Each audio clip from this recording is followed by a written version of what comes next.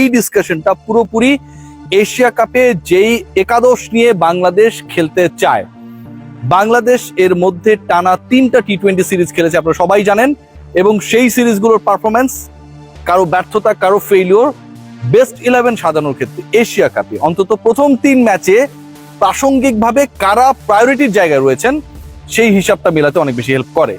শ্রীলঙ্কার এগেনস্টে পিছিয়ে থেকে সিরিজ জয়, পাকিস্তানের এগেনস্টে টানা 2 ম্যাচ জয়ের মাধ্যমে সিরিজ জয়, নেদারল্যান্ডসের বিপক্ষে বাংলাদেশ দল টানা 2 ম্যাচে জিতেছে, পরের ম্যাচ কল অফ হয়ে গেছে, সেটাতে আসলে কোনো কিছু আসেনি, যায় নাই। বাংলাদেশের টানা 3 সিরিজ জয়। এই যে টানা 3টা সিরিজে বাংলাদেশ ভালো খেললো, এর মধ্যে এক্সপেরিমেন্টস হয়েছে, এর মধ্যে কিছু ক্রিকেটার লাগাতার ফেইল করেছে। 11-এ রাখার ব্যাপারে, স্কোয়াড তো আমরা জানি 16 সদস্যের দলে কারা কারা রয়েছে, 11-এ রাখার ব্যাপারে, 11-এ থাকার ব্যাপারে আসলে কোন 11 জন বিবেচনায় রয়েছেন। দেখুন, প্রথম 3 জনকে নিয়ে কোনো আলোচনার সুযোগ নেই। টপ 3 যে জায়গাটা, সেটা হচ্ছে পারভেজ হোসেন ইমন এবং তানজিদ হাসান তামিম। বাংলাদেশের টি-20-র ইতিহাসে আমার কাছে এখন পর্যন্ত এটাকে বেস্ট প্লেয়ার মনে হয়। অনেকেই বলবেন যে too early to say, I accept your opinion, definitely it's too early to say, but যতই টু আর্লি টু সে হোক না কেন, এই দুজন যেই ধরনের অ্যাটাকিং ব্যাটিং করেন, এই দুজনের কেউ না কেউ যেভাবে, মানে কেউ না পারলে আরেকজন সাকসেসফুল হন, এই দুজন পাওয়ার প্লেকে পজিটিভলি অ্যাপ্লাই করার ক্ষেত্রে যে রোলটা প্লে করেন, আমার কাছে মনে হয় তারা অবিকল্প, তাদের কোনো বিকল্প নেই। তারাই বাংলাদেশের টি-20-র বেস্ট দুজন ওপেনার, পারভেজ ইমন এবং Tanzid Hasan Tamim. Number 3, very important position, এবং ওই জায়গাটায় দেখেন এই 2 ওপেনারকে জায়গা করে দিতে Liton Kumar Das, captain himself, put him on number 3। তিনি নাম্বার 3-তে ব্যাট করছেন। নাম্বার 3-তে Liton Kumar Das is very much successful as well. আমরা তার পারফরমেন্স দেখেছি, তার নক্স গুলো দেখেছি, সবশেষ ম্যাচে লিটনকে ওপেনিং এ আসতে হয়েছিল, কিন্তু নাম্বার 3 লিটনই আলটিমেট লিটন, যিনি টি-20-র ক্যাপ্টেন এবং একই সাথে যিনি অ্যালাউ করেন পারভেজ হোসেন ইমন এবং তানজিদ হাসান তামিম এই দুজনকে to open for Bangladesh. So প্রথম 3টা অপশনস নিয়ে, প্রথম 3টা পজিশন নিয়ে ডিবেটের সুযোগ নেই, ডাউটফুল হবার সুযোগ নেই। 1, 2, 3 তামিম, ইমন, লিটন। নাম্বার 4, নাম্বার 5, নাম্বার 6, এই যে 3টা পজিশনের কথা বললাম, this 3 positions are very much vital. কেন ভাইটাল? বাংলাদেশের সবচেয়ে বড় বাজে জায়গা যেটা, সেটা হচ্ছে মিডল ওভার্সে আমরা কাজ করতে পারি না, অ্যাপ্লাই করতে পারি না।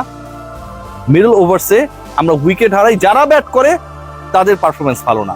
আমি জাস্ট গত ম্যাচের একটা পারফরমেন্স বা একটা অ্যানালিসিস যদি আপনার সাথে শেয়ার করি, যে তাওহিদ হৃদয় 14 বল খেলে করলেন 9 রান, 19 বল খেলে শামীম হোসেন পাটোয়ারি করলেন 21 রান, দুজন মিলে 33 বল খেলে করলেন 30 রান। যেখানে বাংলাদেশের 4 ওভার 1 বলে 50 হলো, 6 ওভার শেষে রান হলো 67, সেই বাংলাদেশ মিডল ওভার্সের এই 33টা বলে 5.5 ওভারে তুললো মাত্র 30 রান। যেই রান রেটটাকে আপনাকে কাউন্ট করতে হলে, ক্যালকুলেট করতে হলে দেখতে হবে যে এটা বিলো 5, বিলো 6, অথচ প্রথম 6 ওভারে সেটা ছিল 11+। কারণ বাংলাদেশ মিডলের জায়গাটায়, ওই যে বললাম 4, 5, 6 এর জায়গাটায় আসলে প্রপার ব্যাটিংটা করতে পারে নাই, এন্ড দ্যাটস ওয়াই, যেহেতু করতে পারে নাই, বাংলাদেশের শুরুর সাথে ইনিংস বিল্ড আপের যে সময়টা, অথবা ওই টপ নোচে না থাকলেও একটা অবস্থায় নিয়ে যাওয়ার যে সুযোগটা, সেটা কাজে লাগাতে না পারা। অনেক বোদ্ধা বলছেন বৃষ্টি হয়েছে, মোমেন্টাম শিফটিং হয়েছে, ফ্লাড লাইটের আলো ছিল না, অনেক আগেরা বাগেরা কথা বলতেছেন, তাই না? তো এই বৃষ্টিটা কি যখন জাকের আর নুরুল হাসান সোহান ব্যাট করে তখন ছিল না? তারা তো বৃষ্টির পরেই ব্যাট করেছে, ফ্লাড লাইটে মোমেন্টাম শিফটিং এর পরেই তো তারা ব্যাট করেছে, রাইট? বৃষ্টির পরে তারা দুজন 23 বলে যদি 42 রান অ্যাড করতে পারে, একজন 155 স্ট্রাইক রেটে আর একজন 200 স্ট্রাইক রেটে ব্যাট করতে পারে, শামীম হোসেন পাটোয়ারিকে কিংবা তাওহিদ হৃদয়কে কে না করেছিল? আচ্ছা, তাওহিদ হৃদয়ের এই ইনিংসের আগে যেটাতে ব্যাট করার সুযোগ পেয়েছিলেন পাকিস্তানের এগেন্সে, 3 বল খেলে 0 রান করেছিলেন, তখন বৃষ্টিও হয়নি, ফ্লাড লাইটও ঝামেলা হয় নাই। ওই ম্যাচটায়, ওই পার্টিকুলার ম্যাচে কিন্তু কেন তিনি রান করতে পারলেন না? তার আগের ম্যাচে আমি চলে যাই, সেই ম্যাচে তিনি করেছেন যেটাতে ব্যাট করেছিলেন 96 স্ট্রাইক রেটে রান। সো ব্যাপার যেটা, যে আপনি অনেক অজুহাত দেখাতে পারেন, ডান হাত বাম হাত অজুহাত, কিন্তু এন্ড অফ দ্য ডে অনেকেই ফর্মে নেই, অনেকেই তাদের ওই জায়গাটায় সেই রোলটা প্লে করতে পারছে না, দ্যাট ইজ ট্রু। এবং এই ঘটনাটা এত বেশি সত্য যে এখানটায় পরিবর্তন আবশ্যক, এবং সেই পরিবর্তন নাম্বার 4-এ আমার চয়েস, অনেকগুলো অপশন রয়েছে। তাওহিদ হৃদয় রয়েছে, শামীম হোসেন পাটোয়ারি নাম্বার 4-এ ব্যাট করেছে লাস্ট ম্যাচে, রয়েছেন নুরুল হাসান সোহান, রয়েছেন সাইফ হাসান। এই যে আমি 4টা নাম বললাম, আমি পারভেজ ইমনকে, মানে দুঃখিত, আমি হচ্ছে নুরুল হাসান সোহানকে কিংবা তাওহিদ হৃদয়কে কিংবা আমাদের খুব গুরুত্বপূর্ণ এবং আলোচিত ক্রিকেটার শামীম হোসেন পাটোয়ারিকে আমি ওই জায়গায় দেখতে চাই না। শামীম পাটোয়ারি খেলবেন। এরপরে 4 নম্বরে আমি সাইফকে দেখতে চাই। Saif Hasan is the best batter to my opinion এই মুহূর্তে, যিনি নাম্বার 4 এর জন্য পারফেক্ট। 4টা পজিশন হয়ে গেল।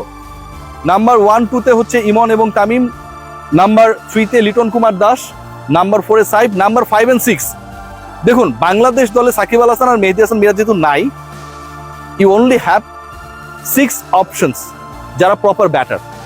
এরপরে 5টা একদম সিরিয়ালি বোলার। সাইফ হাসান কিন্তু আপনি বল করাতে পারবেন, শামীম হোসেন পাটোয়ারিকে বল করাতে পারবেন, but they are not true spinners, right? Growing up 2 over 1 over আপনি এক্সপেরিমেন্ট করতে পারেন। They are not like Rishad Hossain, not like Nasum Ahmed, not like Shak Mahedi. So এই যে 2টা স্পট বাকি থাকলো, এই 2 স্পটে একটা জাকের আলী অনেক, তিনি থাকবেন। আরেকটা স্পট কার? নুরুল হাসান সোহান 200 স্ট্রাইক রেটে ব্যাট করেছেন নাকি Shamim Hossain Patwari? This is a very critical question, এবং এই জায়গাটায় Sohan is very much favourite to me, and I do strongly believe যে তিনি তার 11-এও জায়গাটা সিমেন্ট করবেন। একটা ম্যাচে সুযোগ পেয়েছেন, ভালো করেছেন, 2টা দারুণ ছক্কা মেরেছেন, ভবিষ্যতেও তিনি সেই জায়গাটা সিমেন্ট করবেন। I have that trust on him, but I would prefer Shamim Hossain Patwari to number 5। Number 5 এ শামীম হোসেন পাটোয়ারি, নাম্বার 6 এ জাকের আলী অনেক। টপ 6 যেই 6 জন ব্যাটারকে বাংলাদেশ নিয়ে 11 সাজাবে এশিয়া কাপে, সিরিয়ালটা হচ্ছে তামিম, ইমন, লিটন, সাইফ, শামীম এবং জাকের আলী অনেক। আপনারা আমার সাথে একমত কিনা জানাবেন। পরের 5টা পজিশন ভাই একদম truly for the bowlers, for specially 3 pacers and 2 spinners. You are going to play in sporting wickets. আপনি 3 জন পেসারই খেলাবেন, এবং সেটার একটা আমরা ভাইবস দেখতে পেয়েছি সিলেট ইন্টারন্যাশনাল ক্রিকেট স্টেডিয়ামে। সেখানে বাংলাদেশ 3 পেসার নিয়ে 11টা করেছে।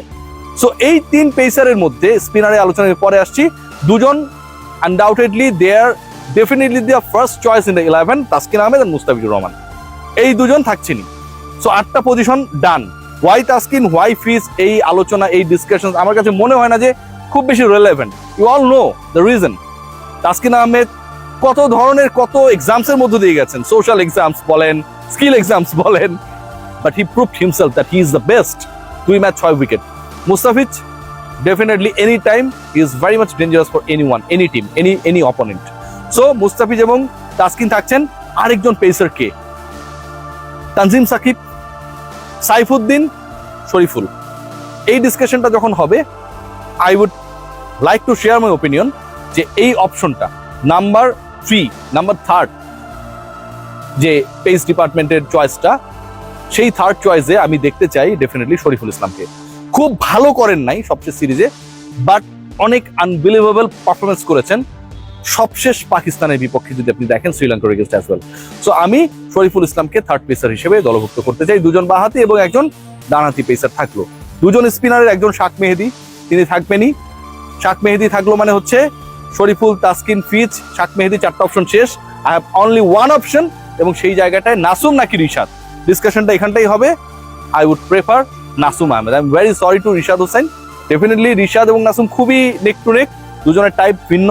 1 জন বাঁহাতি অর্থোডক্স, 1 জন লেগ স্পিনার, বাট আমার কেন যেন মনে হয় ইউএর কন্ডিশনে Nasum Ahmed could be much more dangerous than Rishad Hossain. এটা আমার গাট ফিলিং। শেষ পর্যন্ত 11 যেটা আমি বলেছি, সেই 11টা টিম ম্যানেজমেন্ট তারাও হয়তো ভাবছে যে অন্তত এশিয়া কাপের মিশনে এই প্রথম একাদশ নিয়ে তারা খেলতে চায়। বাকি যে 5টা অপশন রয়েছে তারাও হয়তো গ্র্যাজুয়ালি সুযোগ পাবে, বাট আলটিমেট ফেভারেবল অপশনস যারা সেরা একাদশের, তারা আমার মতে এরাই। সবাই ভালো থাকবে।